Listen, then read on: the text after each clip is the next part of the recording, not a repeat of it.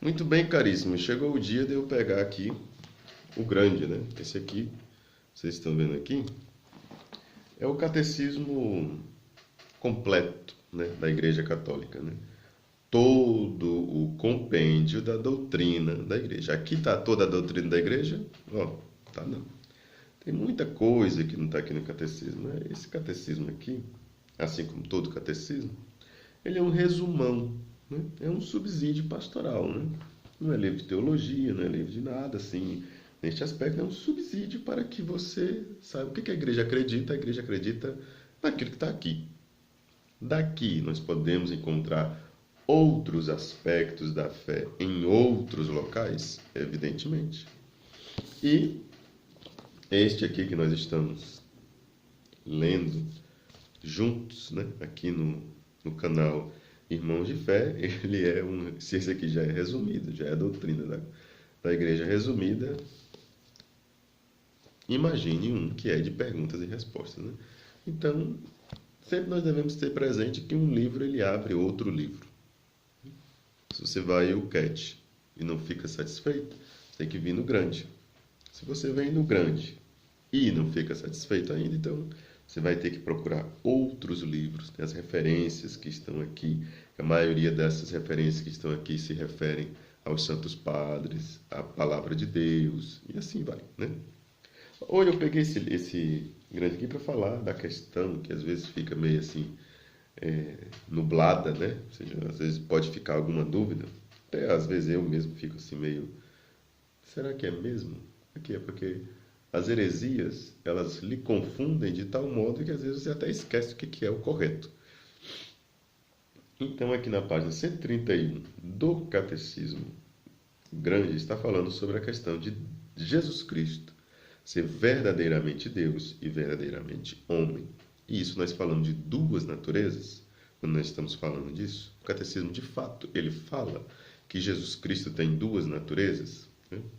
Se você tem alguma dúvida neste aspecto, atenção para o que diz o catecismo. Então, o acontecimento único, aqui estou lendo o catecismo, tá? São palavras minhas. Vou aqui ler. Se eu achar que é necessário explicar alguma coisa, eu me dirijo a vocês. Se eu estiver de cabeça baixa, é que eu estou lendo. Se eu estiver olhando para cá, é porque eu estou falando com as minhas palavras. Isso é muito óbvio e muito fácil de identificar, né? Então, o acontecimento único e totalmente singular da encarnação do Filho de Deus não significa que Jesus Cristo seja em parte Deus e em parte homem, nem que ele seja o resultado da mescla, da mistura, né, confusa entre o divino e o humano. Ele se fez verdadeiramente homem, permanecendo verdadeiro Deus. Jesus Cristo é verdadeiro Deus e verdadeiro homem. A igreja teve de defender e clarificar esta verdade de fé no decurso dos primeiros séculos, ou seja, no percurso, no passar dos séculos primeiros, né, diante das heresias que a falsificavam. Existiam grupos, pessoas, linhas de pensamento que diziam o contrário disso daqui, né? E aqui, nesta sequência, se vai falar exatamente destes aspectos, que eu não vou ler porque senão vai demorar demais. Mas aqui nós temos uma citação do Concílio de Calcedônia do ano de 451. A fórmula que aparece aqui, né, ou a citação que aparece aqui do concílio diz o seguinte: na linha dos santos padres, ou seja, seguindo o pensamento dos primeiros teólogos da igreja, que foram chamados assim de santos padres, com P maiúsculo, né? Ensinamos unicamente a confessar um só e mesmo Filho, nosso Senhor Jesus Cristo, o mesmo perfeito em divindade e perfeito em humanidade.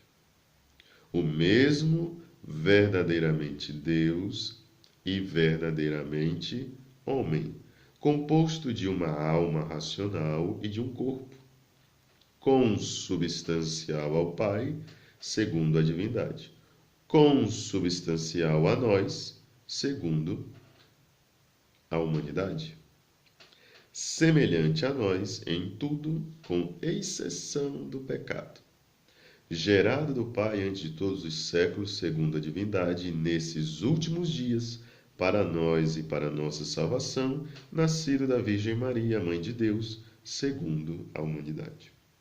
Um só e mesmo Cristo, Senhor, Filho único, que devemos reconhecer em duas naturezas, sem confusão, sem mudanças, sem divisão, sem separação.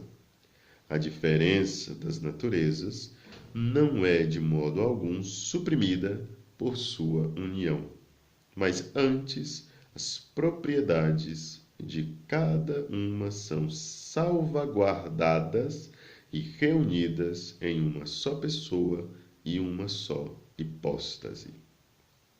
Então, se entenda hipóstase por pessoa. Então, quantas naturezas divinas, ou melhor, quantas naturezas tem Jesus Cristo? A pessoa de Jesus Cristo, a segunda pessoa da Santíssima Trindade. Tem duas naturezas, uma natureza divina e uma natureza humana. Ou nós poderíamos usar outras expressões, uma substância divina e uma substância humana.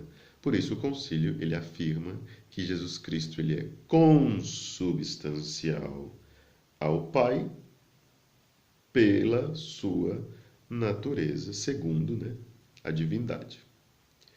Consubstancial a nós, segundo a humanidade. O que é ser consubstancial? É ter a mesma substância, uma substância junto, substância junto com fulano. Então, Jesus Cristo é verdadeiramente homem, segundo a nossa natureza humana. Ele é consubstancial a nós. Segundo a sua divindade, ele é consubstancial ao Pai, da mesma natureza do Pai, da mesma substância do Pai. Em outras palavras, ele é verdadeiramente homem, verdadeiramente Deus. Então, você entende essa afirmação segundo essa explicação aqui, que é uma explicação que está muito longe de ser toda a explicação, Trocando em miúdos, nós sabemos que a igreja fala de uma pessoa, e duas naturezas. Porque nós temos a Santíssima Trindade, que é um único Deus. Um único Deus, mistério de nossa fé, um mistério que nós não conseguimos entender, nem compreender com a nossa simples inteligência. É preciso uma revelação especial de Deus e é preciso estarmos ali diante desse mistério, que não temos condições aqui neste mundo de compreendermos como funciona essa dimensão da Santíssima Trindade, mas nós acreditamos que é um único Deus por revelação divina. Este único Deus se manifesta em três pessoas, no Pai, no Filho e no Espírito Santo, e a segunda pessoa da Santíssima Trindade, que é Jesus Cristo, Filho único de Deus, possui duas naturezas, uma natureza divina e uma natureza humana. Por quê? Porque ele é verdadeiramente homem e verdadeiramente Deus. Resumindo todos estes aspectos, todas estas explicações, se nós formos na página 136, nós vamos encontrar as seguintes afirmações. Para terminarmos, ou concluirmos este nosso vídeo de hoje. No tempo determinado por Deus, o Filho único do Pai, a palavra eterna, isto é, o Verbo e a imagem substancial do Pai, encarnou. Sem perder a natureza divina, assumiu a natureza humana. Primeiro ponto.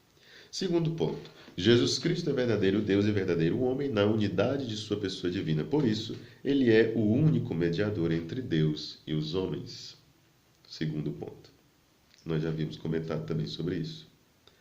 Jesus Cristo possui, terceiro ponto, né? Jesus Cristo possui duas naturezas, a divina e a humana, não confundidas, mas unidas na única pessoa do Filho de Deus. Quarto ponto. Sendo verdadeiro Deus e verdadeiro homem, Cristo tem uma inteligência e uma vontade humanas, perfeitamente concordantes com e submetidas à sua inteligência e à sua vontade divinas, que têm em comum com o Pai e o Espírito Santo. Último ponto. A encarnação é, portanto, o mistério da admirável união da natureza divina e da natureza humana na única pessoa do Verbo. Então, aqui é aquilo que nós devemos sempre fazer quando nós temos alguma dúvida, ou não que seja uma dúvida de fé, mas simplesmente algo que pode ter ficado assim meio nublado, meio embaçado, né? Que a gente não conseguiu visualizar direito. Então a gente deve recorrer a esse aqui. Se ainda não é suficiente, então vai estudar mais coisa, né? Vai fazer teologia, vai estudar, porque a coisa é de fé, né? Até um certo ponto a gente chega, mas quando chega num determinado lugar, num determinado ritmo, a marcha vai ficando lenta e a gente tem que parar, porque não dá para a gente explicar tudo quando se trata de trindade, quando se trata de céu, quando se trata de coisas que nós não dominamos, porque o divino é só aquilo que Jesus Cristo nos revelou, e aquele que Jesus Cristo nos revelou nos permite chegar até aqui, daqui para frente. Somente a fé que nos leva, guiado, a própria fé, ela é guiada pela esperança e pela nossa caridade.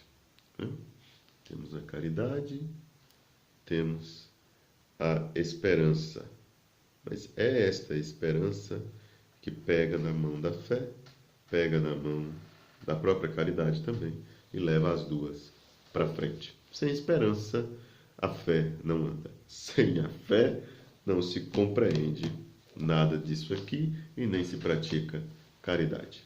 Assim por diante. Então, até amanhã, até o nosso próximo vídeo. Amanhã voltamos com o nosso pequenininho aqui. Este aqui nós recorremos quando nós tivermos necessidade de aprofundar um pouco mais aquilo que está no YouCut.